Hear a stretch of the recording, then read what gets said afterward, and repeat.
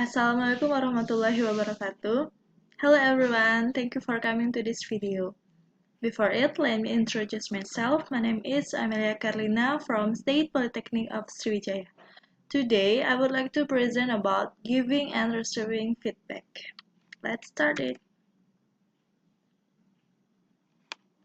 Giving and receiving feedback. We are continually receiving and giving explicit through oral or written language, or implicit in gestures or tone of voice. Feedback conveys information about behaviors and offers an evaluation of the quality of this behavior. And so, what is feedback? The term feedback is used to describe the helpful information or criticism about prior action or behavior from an individual, communicated to another individual or a group. From an individual communicated to another individual or a group who needs information to adjust and improve current and future action and behaviors. Feedback occurs when an environment reacts to an action or behavior. For example, customer feedbacks is the buyer's reaction to a company product, service, or policies. And employee performance feedback is the employee's reaction to feedback from their manager. The exchange of information involves both performance experience and performance exhibited. Who would dispute the idea that feedback is a good thing? All can benefit from feedback, but common sense and research make it clear. Feedback and opportunities to use that feedback helps to improve and enhance whether an individual, group, business unit, company, or organization, and that information can be used to make better informed decisions. It also allows us to build and maintain communication with others. There is 5 reasons why feedback is important. First, feedback is always there. Organization, when feedback occurs, they will typically mention an employee survey, performance appraisal, or training evaluation. And actually, feedback is around us all the time. Every time we speak to a person, employee, customer, vendor, and etc. We communicate feedback. And actually, it's impossible not to give feedback.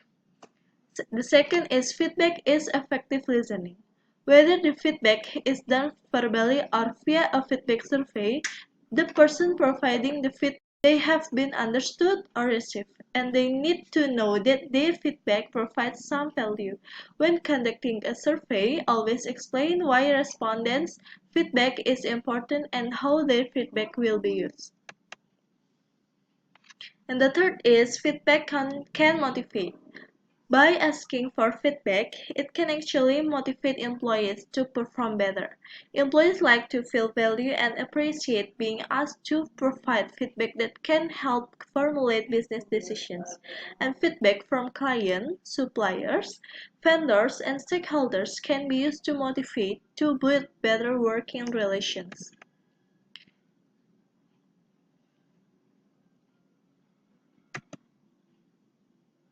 And then feedback can improve performance. Feedback criticism. In fact, what is viewed as negative criticism is actually constructive criticism and is the best kind of feedback that can help to formulate better decisions to improve and increase performance. And the last is feedback is a tool for continued learning. Invest time in asking and learning about how others experience working with your organizations.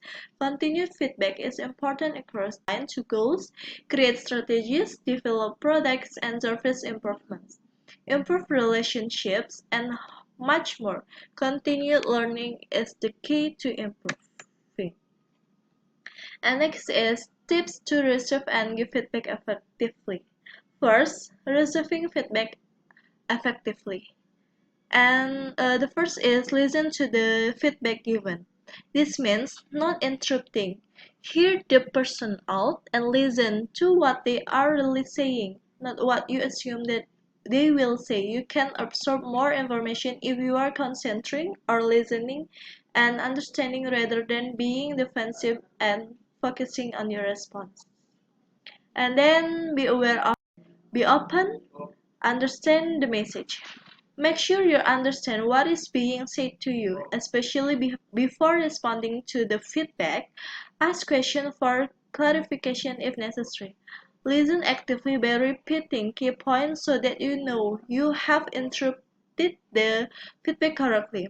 In a group environment, ask for others' feedback before responding, as well when possible. Be explicit as to what kind of feedback you are seeking beforehand so you are not taken by surprise. And then reflect and decide what to do. Follow up. Follow up is meaning there are many follow up on the feedback. Sometimes you follow up will simply involve implementing the suggestion given to you. In other situation, you might want to set up another meeting to discuss the feedback to resolve the revised work. And then um, giving effective feedback. Giving effective feedback, first is concentrate on the behavior, not to the person. Balance, be realistic on the feedback, be timely, and offer continuous support. Uh, Feedback should be a continuous process, not a one-time event. After offering feedback, make a conscious effort to follow up. Let recipients know you are available if they have questions and if appropriate. Ask for another opportunity to provide more feedback in the future. And I think that's all. Thank you for your attention. Wabillahi taufiq wal hidayah. Wassalamualaikum warahmatullahi wabarakatuh.